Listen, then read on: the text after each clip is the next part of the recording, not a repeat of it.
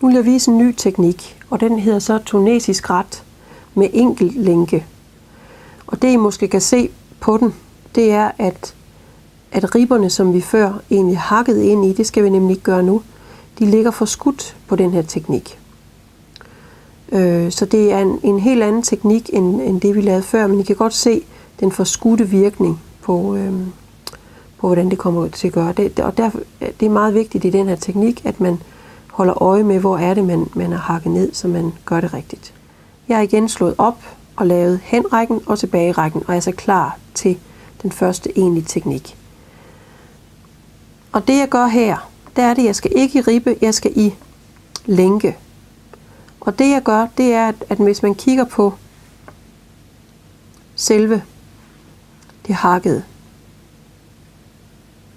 det vi gjorde på sidste teknik, det var, at vi gik ind i vores ribber, som ligger lodret. Det skal vi ikke nu. Nu skal vi arbejde i de lænker, der ligger imellem ribberne. Og ved den her teknik, hvor det er enkelt lænke, skal vi altså kun hakke ned i den enkelte lænke. Og vi starter med at tage den første lænke, som ligger her. Så den hakker jeg ned i, slår om og får op på pinden. Næste lænke imellem ribberne, ned i og op på. Og sådan bliver jeg ved.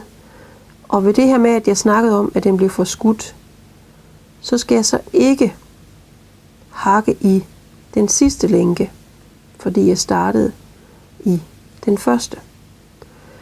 Det man kan huske det på, det er også, at hvis man ved, hvor mange masker man har på nålen. Her ved jeg, at jeg har 20, så skal jeg jo ikke have flere op end 20 på hakkenålen. Så jeg kan stoppe, når jeg ved, at jeg har 20. Men det er også vigtigt at kunne se, at man springer den sidste over.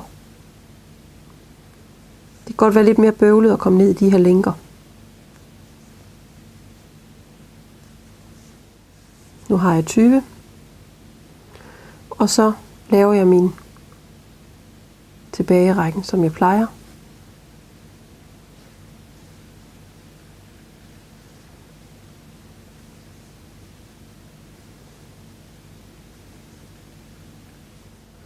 Så er jeg hen og skal prøve at lave den næste række. Og så grunden til det her med, at den skal blive forskudt, det er jo så, at man skal huske, hvad man gjorde først. Jeg var i første lænke.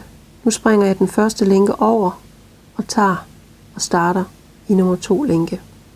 Så får jeg min forskudte virkning.